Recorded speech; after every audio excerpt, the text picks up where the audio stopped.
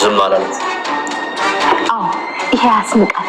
ካለ ስምና ዝና አንጻር ሚስትህን ለቀናት አግተው ዝም ካልካቸው ይሄ በጣም ያስንቃል። እሱ አይመለከትሽም። እኔ ዝና ምን ማድረግ እንዳለብኝ ሰው አይደለም የሚነግረኝ። ማድረግ ያለብኝ ነገር እያንዳንዱን ነገር በነጥብ ራሴ አውቀዋለሁ። ለሰው ከመምከርሽ በፊት መጀመሪያ ለራስሽ መፍትሄ አምጪ። የኔ ችግርማ ካላንተ አይፈታም። እሱን ማመንሽ ጥሩ ነው። ቤቱን እኮ ሊሸጠው ነው። ቆይ ግን እንዴት ነው በስሜ የምታዞርልኝ? ስሚ፣ ሰሞኑን ምንም እረፍት አልነበረኝም። በጣም ቢዚ ነበርኩ። እኔ ደግሞ እንደዚህ ስራ ያለው ሰው ብዙ ነገር ሊረሳ ይችላል። እኔም መጠበቅ አይጠበቅብሽም። አንቺው መስራት ትችያለሽ። ይኸውልህ አንድ ሀሳብ አለኝ። ብሩክ ቤቱን ለመሸጥ ደላሎችን እያናገረ ነው። ለሁሉም ደላሎች ደውሎ ገዥ እንዲፈልጉለት አድርጓል። በቃ ሊሸጠው ነው። እና ምንድን ነው ያሰብሽው? አንተ ሀብታም ነህ። በሰው ሄድና ቤቱን ልግዛው ብለህ ያዝበት እና ገዝቼ በስንት ላዞርልሽ? እንደዛ ቢሆንማ እንዴት ጥሩ ነበር መሰለህ። ኧረ እባክሽ በቃ እዚህ ድረስ ነው የምታስበው? የብሩክን ሀብት እንዴት አድርጌ ልውረሰው ብለሽ ከማሰብሽ በፊት ብሩክን እንዴት አድርጌ ልግደለው የሚለውን ነገር ማስቀደም ነበረብሽ። እኔ የምልሽ ግን ማህሌት፣ ብሩክን ስለመግደል አስበሽ ታውቂያለሽ? አላውቅም። አየሽ፣ መነጋገር ካለብን እንዴት አድርጌ ቤቱን በእጅ አዙር ስለገዛሁት ሳይሆን እንዴት አድርገን ሁለቱን እንደምናጣ። ስለ ቤቱ ጉዳይ ምንም ነገር እንዳታስብ። ይህ እንዴት ይሆናል? ከሸጠው ምን አለኝ? ኦሆ ማለት ለእኔ ታየው ስልሽ ለምን አሰብኝ? እንጃዝና ግን ውስጤ ፈርቷል። ስሚ፣ እኔና አንቺ እኮ የተስማማ ነው ቤቱን በስምሽ ላዞርልሽ ምናምን ስለ ቤት ጉዳይ ልናወራ ነው። ሁለቱን እንዴት አድርገን እንደምናጠፋቸው ነው ማወቅ ያለብን። እንዴ ቆይ በስምሽ አደርግልሻለሁ ብለኸኛል ነበር? እንደዛ ብለህ አይደል እግዱን ያስነሳው? እሱን ተይው፣ እግዱን አንቺ ባታነሺው ፍርድ ቤቱ ያነሳው ነበር። በቃ መልስ ይሄ ነው። አንቺ አነጋገርሽን አስተካክል። ምንድን ነው እንደ ጋለሞታ ማውራት? ለንግግርሽ ክብር ይኖር።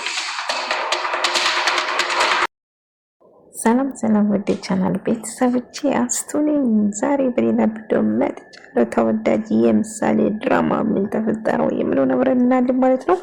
እንግዲህ ብሩክ ምሳሌ ማታመሙ ሰው እጅግ በጣም ደነገጠ። ልጄ በመጨረሻ ምንም እንዳትሆንብኝ እያለ ሳለቅስ ነበር። ቅድስትም ደነገጠች። ጋሼ ምንም አትሆንም፣ አይሆንም፣ ምንም አትሆንም እያለች ስታለቅስ ነበር። ነገር ግን ብሩክ ምሳሌ እያለ ስጠራት ነበር። ነገር ግን ምሳሌ ልትነቃ አልቻለችም ማለት ነው። ዳጣም ደነገጠችው። አይ ወደ ሐኪም ቤት ይዘን እንሂድ፣ ፍጣኑ እሉና ቀጥታ ወደ ሐኪም ቤት ይዞ ይሄዳሉ ማለት ነው። ሞገስ እንግዲህ ጥሩ ስሜት ላይ አይደለም። ዳጣ ለሞገስ ትደውልና ሞገስ ምሳሌ ጥሩ ስሜት ላይ አይደለም፣ ብሩክ ብቻውን እባክና ናትልና ሞገስም እየሮጠ አላስቻለውም። አልሄድም ያለው ጨክኖ ይሄዳል ብሩክ ጋር። ምክንያቱም ልጁን ላጣ ስለነበረው ማለት ነው።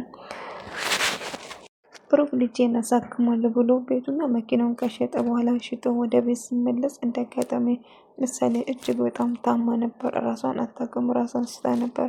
ልጄን ለማሳከም ነው ብሎ በደስታ ይህንን ቤት ለመሸጥ ንብረቴን ለመሸጥ ብዙ ጊዜ ተንከራትቼ ነበር። በመጨረሻ ግን ተሳካልኝ፣ አመሰግናለሁ እያለ አንተ የሚያሰብከውን ነገር ይሳካል እያሉ ማለት እንግዲህ የዝናን አግኝታ የዝናን ካገኘች በኋላ ቤቱና መኪና እንዳይሸጥ አድርገ እባክህ፣ እኔ ውስጥ እየፈራ ነው። ስለዚህ እባክህ ነገርን እያሰብሽ ምንም መስፈራ ነገር የለም። ቤቱ ብሩክ እኔ ላኩ ሰዎች ናቸው የማናግረው እንጂ ሌላ አይደለም እያለ ነበር። ነገር ግን ውስጤ ፍራቻ እየተሰማ ነው።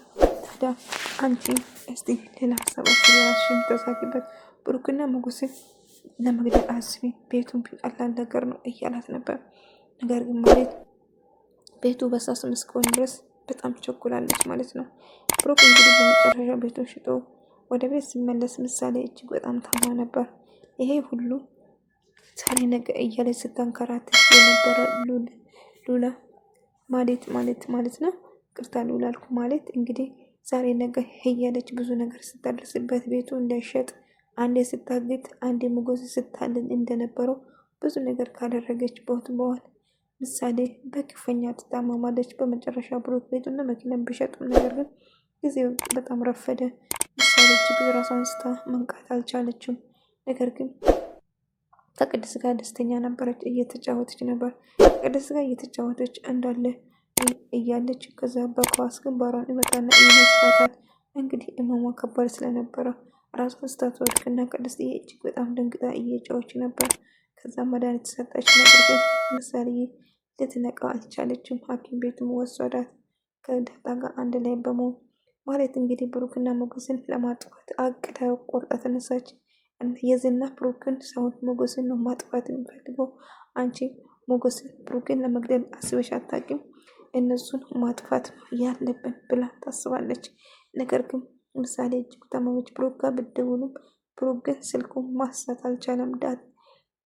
መጨረሻ ዳጣ ጋር ትደውላለች፣ ቅድስትዬ ማለት ነው።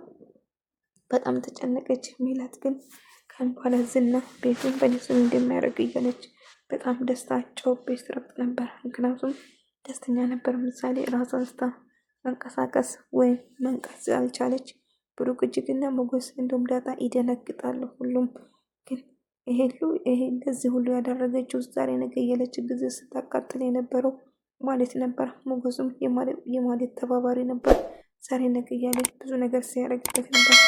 እስካሁን ልጁም ትታከም ነበር። ነገር ግን ዛሬ ነገ እያለ ሳታልል እንደነበረው እያስታወሰ ፖሊስና ብሩክም ይጣላሉ።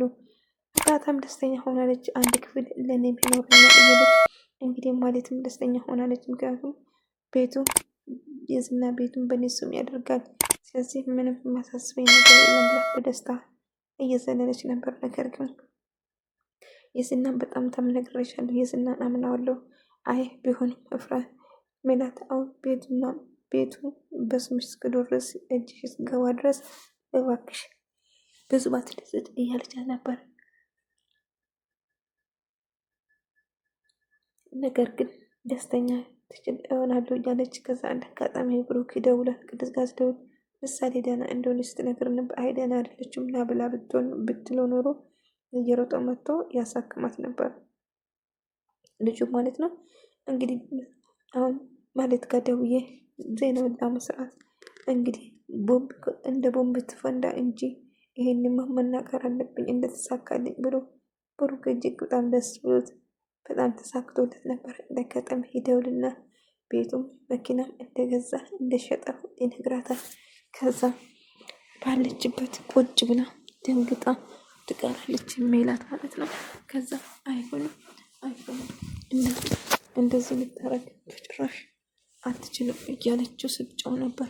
ነገር ግን ቤቱና መኪና እንደገዛ ቢነግራት ከዛ እንደውም ለዝና የላክሽልኝ ገዢዎችን እባክሽ ቶሎ እንዲጨርሱልን ንገር እያለ ሳትረጠኝ ብላ ስትቀልድበት ነበር። ከዛ መጨረሻ እንደው ቤቱና መኪና እንደሸጠ ከፈለሽ ፍንጂ እያለ ሲይዛትን መንበር ግዛ ትደነግጣለች።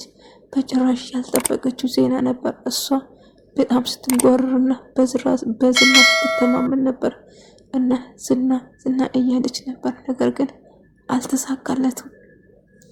ዛሬ ነገ ቤቱን በእኔ ስም ያደርግልኛል ብላ ስትጠብቀው የነበረው ነገር ግን ብሩክ ቤቱና መኪና መሸጡ ስትሰማ እጅግ በጣም ደንግጣ ራሷን ትስታለች።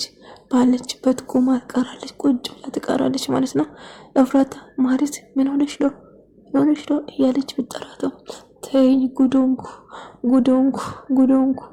እያለች ስታለቃቅስ ነበር ማለት ነው። ምን ተፈጥሮ እያለች ብሩክ ቤቱና መኪና እንደሸጠ ነገረችው።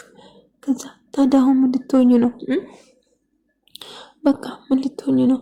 ብሩክን ይቅርታ መጠየቅ አለብሽ አለች። ጭራሽ መልሳ ብሩክን ይቅርታ ጠይቅና ወደሱ ተመለሽ፣ እስከ መቼ ትኖራለሽ? ቤትም ጠባብ ነች እያለች በፊት ስታጨበጭብ የነበረው ቤቱ የኔ ይሆናል ስትል ማለት ከሷ ስርስር እያለች ስታጨብጭብ ነበር። አሁን ግን ማለት ደግሞ ብቻዋ ስትቀር ምንም ነገር ሳይኖራት ቶሎ ብላ ከቤቷ እንድትወጣላት እዚህ ይጠብሻል፣ ምን ትበያለሽ፣ ምን ትጠጫለሽ እያለች ስታስመስል ነበር። ቅድስትዬም በጣም ተጨንቃለች። ምክንያቱም ምሳሌ የኔ ውድ በጣም ስለታመመች ግራ ተጋባ። ቅድስትዬ በቃ ትጨነቂ፣ ምሳሌ እኮ ምንም አትሆንም ደህና ትሆናለች እያለች እፍራታ ዳጣ ማለት ነው። ነገር ግን ደህና አትመስልም እኮ አታያትም እንዴ? ምንም እኮ አልነቃችም እያለች ስታለቅስ ነበር። በቃ ምንሽ ነው? ተረጋጊ፣ ደህና ትሆናለች። ዛሬ ብቻ እኮ አይደለም የታመመችው፣ ግድዬ አለች፣ ምንም አታረጋትም እያለች ነበር። ነገር ግን ቅድስትዬ በጣም ፈራች፣ በጣም እያለቀሰች ነበር። ሞገስ ደግሞ ስለ ሉላ እየተጨነቀ እያሰበ ነበር። ሞገስ በተደጋጋሚ ሉላ ጋር እየደወለ ነበረ፣ ግን ሉላ ስልኩን ማንሳት አልቻለችም። እጅግ በጣም እያለቀሰ ሉላ መጥቶ መኖር እንደማይችል እና ያለሷ መተንፈስ እንደማይችል ራሱን አሳምኖታል። ብሩክ እንግዲህ ቤቱን ከሸጠ በኋላ እጅግ በጣም ደስ ብሎታል። ነገር ግን ያልጠበቀው ምሳሌ መታመሙ በጣም አስደንግጦታል ማለት ነው። እንግዲህ እየሮጠ ሐኪም ቤት ይዟት ይሄዳል። ግን እሷ እየነቃች አይደለም። ሐኪም ቤት ውስጥ ነበረ እኮ ጋሽ እያለች ነበረ ፍቅር ቅድስት ማለት ነው። ነገር ግን ምሳሌን እያጣሁት ነው፣ ቶሎ ብሎ አምቡላንስ፣ አረ ፍጠኝ፣ ወደ ሐኪም ቤት እንውሰድ እያለ እንግዲህ ሉላ ደግሞ አዘን ላይ ማለት አዘን ውጣታል። እንግዲህ ቤቱን እንደተሸጠ ስትሰማ እያለቀሰች ነው። ለቅሶ ራሱ ሳት ነው ይበላት ብለናል። እንግዲህ እያለቀሰች አሁን እኮ በቃ መንቀረኝ ባዶዬን ቀረው እያለች በጣም ስታለቅ ነበር። ብሩክ ግን ደንግጧል። ምሳሌ እየነቃች ነው። ልጄ እባክሽ አታሳፍሪኝ፣ በመጨረሻ እባክሽ ንቅልኝ፣ ምሳሌ ንቅልኝ፣ አሁን እኮ ጨርሰናል፣ ቤቱም እኮ ተሽጧል። ምሳሌ አሁን ሕክምናሽ የምታረግበት ሰዓት ነው። ቅድስትዬ እባክህ፣ ቅድስት የሆነ ነገር አድርግ፣ ምሳሌ እባክሽ እየነቃች እኮ አይደለም ቅድስትዬ እያለው ነበር። ጋሼ ታሪካ ትነቃለች፣ ያሁኑ የተለየ ነው፣ እየነቃች አይደለም፣ እባካችሁን ነገር አድርጉ እያለ እነሱም በጣም ይደነግጣሉ። ዳጣም በጣም ታለቅሳለች። ቅድስትም እንደዛ እባካችሁ አንድ ነገር አድርጉ እያለ ብሩክ ሲጮው ነበር። ምሳሌ ግን እየነቃች አይደለም። በጣም